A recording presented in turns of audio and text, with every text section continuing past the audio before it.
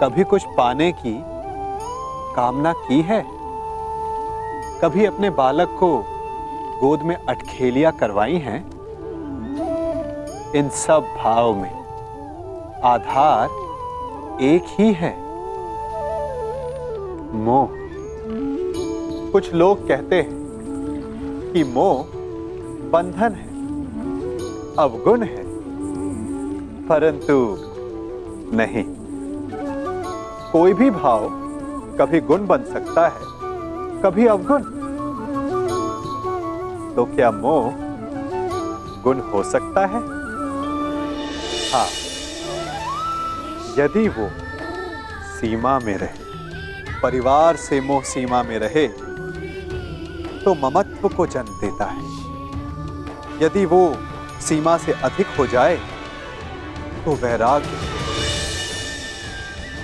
कारण यह है कि आवश्यकता से अधिक मोह मनुष्य को दुर्बल बना देता है और दुर्बलता नाश की ओर ले जाती है। इसीलिए समझना आवश्यक हो जाता है कि कहां रुकना है, सीमा क्या है। चूंकि जो ना रुका उसका विनाश के गर्त में जाना निश्चित है। मुझे यह पूर्ण विश्वास है कि युधिष्ठिर हस्तिनापुर के सम्राट होने के लिए सबसे अधिक योग्य है।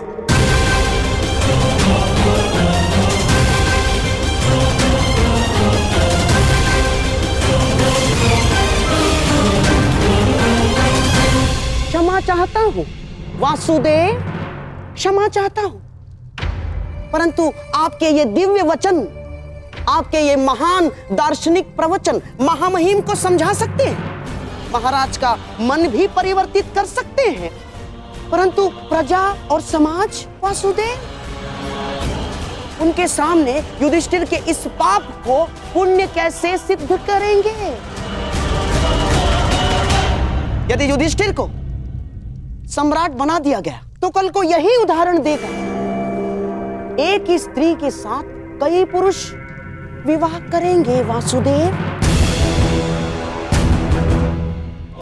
अनाचार, घोर घोर अत्याचार नहीं होगा वासुदेव। हाँ मामाश्री, आपने उचित कहा है।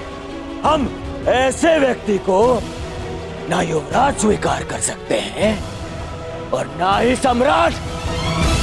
युवराज पद चाहिए तो युद्ध करके ही लेना होगा, अन्यथा नहीं। अद्भुत! आप तो शीघ्र ही अंतिम निर्णय पर पहुंच गए युवराज दुर्योधन।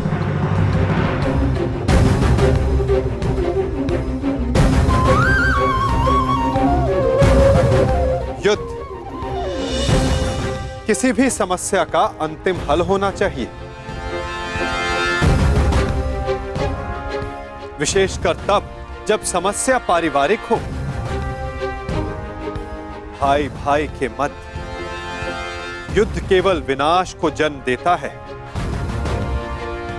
तो आप क्या हल सुझाना चाहते हैं वासुदेव? शांति, शांति ही हल है। आप तो देख ही रहे हैं ना वासुदेव, जो एक साथ रह नहीं सकते उनके मध्य शांति कैसे आएगी?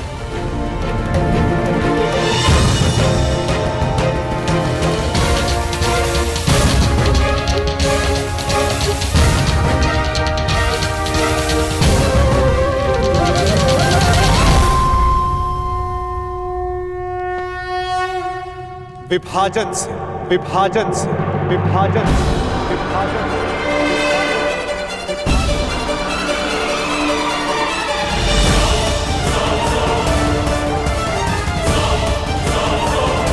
यदि दो लोग परस्पर प्रेम और शांति से नहीं रह सकते, यदि वे एक दूसरे की कार्यशैली और सोच का आदर नहीं कर सकते, तो उन्हें एक दूसरे से दूर रहना चाहिए। इसीलिए मेरा सुझाव है कि हस्तिनापुर का विभाजन कर दिया जाए। असंभव!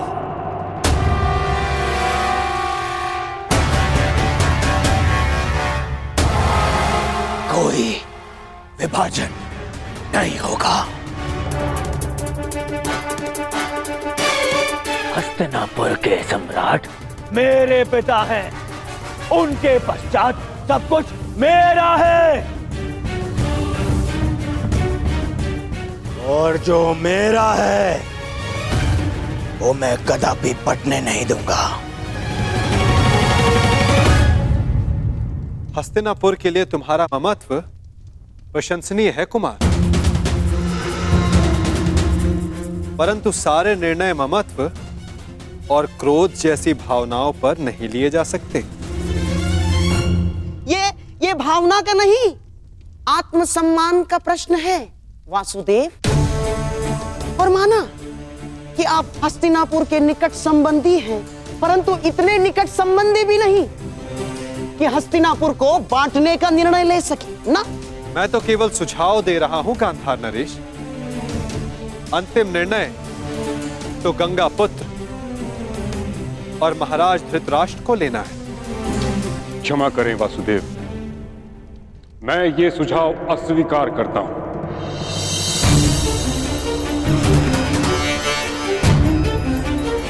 मैंने इच्छा मृत्यु का संकल्प इसलिए नहीं लिया था कि हस्तिनापुर को बढ़ते देखूं।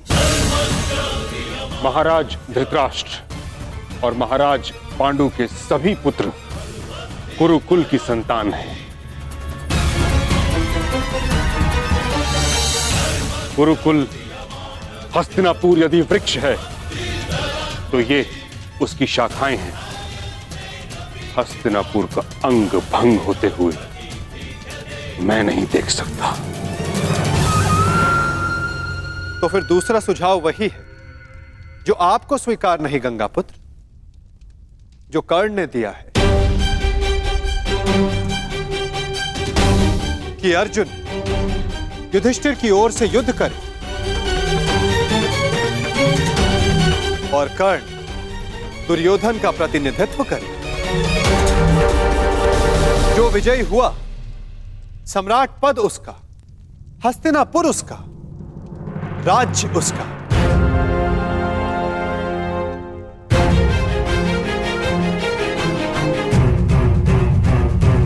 परंतु वृक्ष की एक शाखा तो फिर भी कटेगी ही। परंतु मैं ताचरी ने ठीक कहा, हस्तिनापुर का विभाजन स्वीकारा नहीं जा सकता।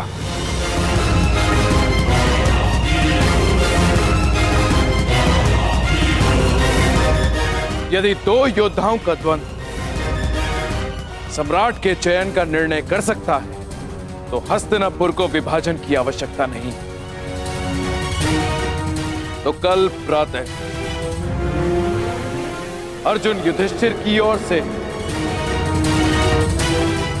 और कर्ण दुर्योधन की ओर से युद्ध करेगा।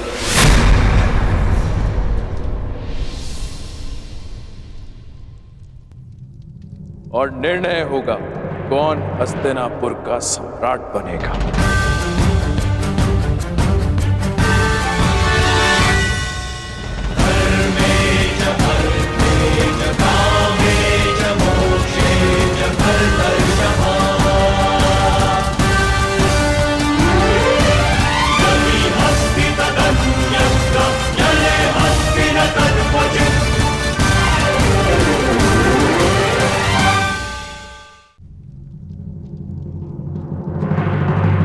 आपने अच्छा किया पिताश्री, जो उस वासुदेव के बिछाए जाल में नहीं फंसे और विभाजन के सुझाव को स्वीकार नहीं किया। अब कल प्रातः कर्ण के बाण उस अर्जुन के बख्श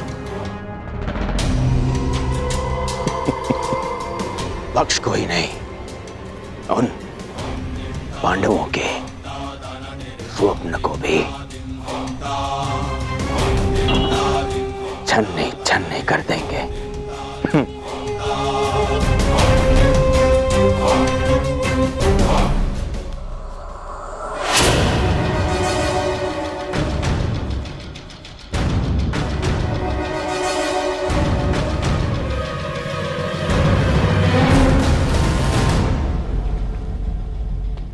क्या विचार कर रहे हो?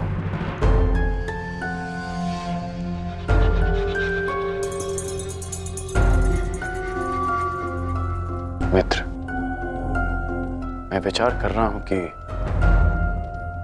वासुदेव का सुझाव उचित है। देखो मित्र, यदि विभाजन होने के पश्चात सदा के लिए पांडवों से मुक्ति मिलती है तो विभाजन में कोई बुराई नहीं। बस कर्ण, बस, अब और नहीं। आज जिस प्रकार तुमने मेरे राज्याभिषेक का विरोध किया, उसे भूला नहीं हूं मैं।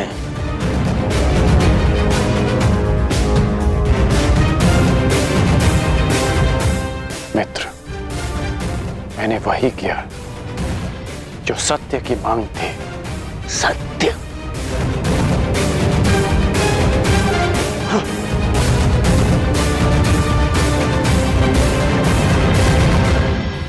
मैं तुम्हें सम्राट बनते देखना चाहता हूं मित्र, परंतु अनीति से नहीं। महाराज, आप ही बताइए, क्या विभाजन अनुचित है? कर्ण यथार्थ कह रहा है पुत्र। पांडवों को आधा राज्य देकर तुम्हारे सम्राट बनने का मार्ग कंटक विहीन हो जाएगा। अद्भुत महाराज, अद्भुत। उस छलिए वासुदेव के कुचक्र के चक्र में आप भी फंस गए। मैंने कहा था ना, मेरे होने वाले सम्राट महाराज के साथ साथ महायोद्धा कर्ण भी राजनीति के खेल में कच्चे खिलाड़ी हैं। आपका तात्पर्य क्या है गांधार राज? मेरा नहीं, अंगराज, कृष्ण का तात्पर्य समझो। वो दुर्योधन के मार्ग से कांटे हटा नहीं रहा ना, बल्कि कांटे बिछा रहा है। कृष्ण यदि विभाजन का प्रस्ताव लेकर आया है तो इसके पीछे अवश्य कोई गहरा भेद, कोई बड़ी योजना होगी उसके मन में। विभाजन की मांग तो आपने कर दी वासुदेव, परंतु क्या यह श्रेयस्कर होगा? हाँ पार्थ, मनुष्य के लिए यह श्रेयस्कर है कि वो अपने जीवन से नकारात्मक भावों और वस्तुओं को दूर कर दे। चूंकि नकारात्मक, चाहे मित्र हो या भाई, वो जीवन के लिए शुभ नहीं होते।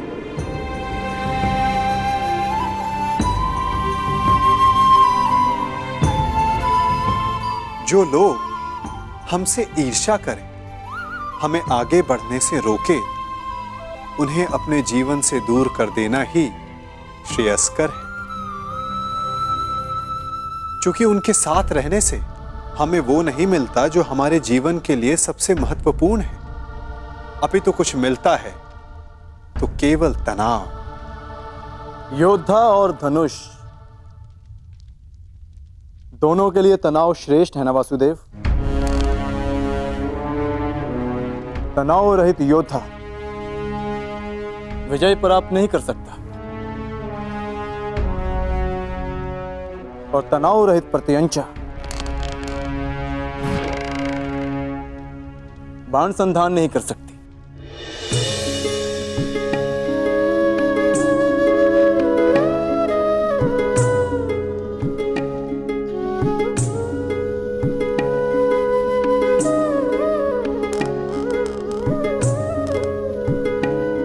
अच्छी बात कही अर्जुन, परंतु यदि तनाव सीमा से अधिक बढ़ जाए तो योद्धा टूट सकता है और प्रत्यंचा भी।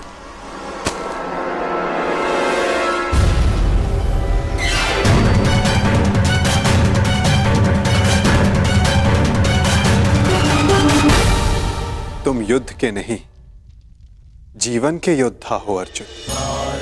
तुम्हें इतिहास बदलना है, इसीलिए तुम्हारा तनाव और नकारात्मक भावों से दूर रहना श्रेष्ठ रहेगा। संघर्ष तभी करना चाहिए जब उसकी आवश्यकता हो। यदि हर पक्ष पर संघर्ष करते रहोगे तो लक्ष्य तक कैसे पहुंचोगे?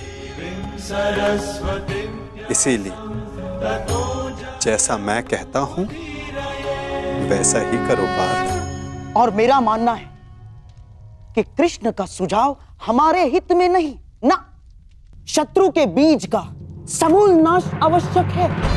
समूल। कृष्ण की छाव में वो पांडव वट वृक्ष के बीज सिद्ध होंगे, जिन्हें रोपने के लिए तनिक भी स्थान दिया गया तो वो जड़ें जमा कर बैठ जाएंगे। और विभाजन का अर्थ हमारे लिए शांति नहीं, अशांति होगी। और ये एक अवसर होगा पांडवों के लिए जो हमें नहीं देना है। कैसा अवसर शकुनी? आप भूल रहे हैं महाराज, द्वारकाधीश कृष्ण उनके साथ हैं। महाबली पांचाल राज द्रुपद अब उनके ससुर हैं। यदि पांडवों को अलग राज्य स्थापित करने का अवसर दिया गया तो वो शीघ्र ही एक बड़े साम्राज्य में परिवर्तित हो जाएगा महाराज। इतना बड़ा साम्राज्य कि हस्तिनापुर का अस्तित्व बौना पड़ जाएगा। इसीलिए श्रेष्ठ यही होगा महाराज, पांडवों को हराकर, उन्हें दबाकर उन पर शासन किया जाए। मामाश्री उचित कह रहे हैं।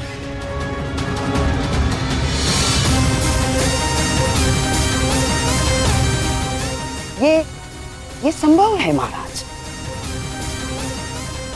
यदि अंगराज कर्ण अर्जुन के बाणों से डर ना गए हों।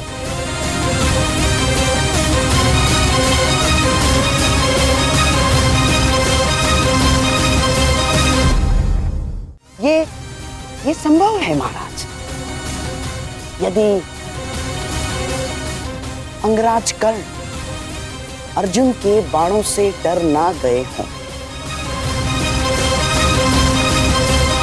आप भूल रहे हैं गांधार राज कि युद्ध करके अपने मित्र को सम्राट बनाने के पक्ष में मैं सदा से हूं। वो मैं ही था जिसने युद्ध करके सम्राट के निर्धारण का सुझाव दिया था।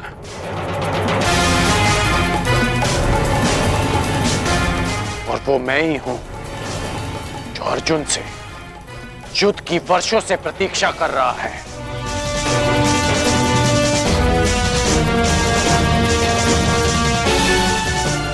मैंने केवल अपने मित्र को एक विकल्प दिया,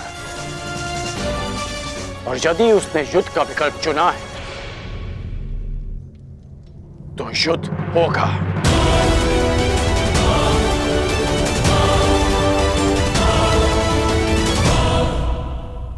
कल सिद्ध हो जाएगा कि युद्ध में विजयी होने के लिए आपका क्षत्रिय होना आवश्यक नहीं होता।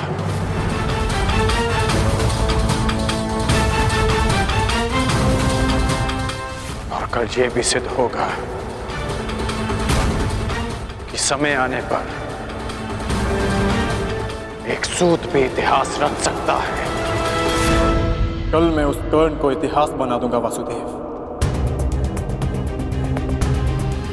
अति उत्सुकता ठीक नहीं अर्जुन।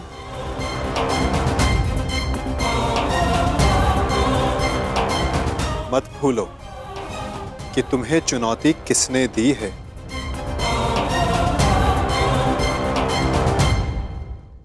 कर्ण को कम मत आंकना। मत भूलो कि वो उस परशुराम का शिष्य है जो तुम्हारे गुरु के भी गुरु।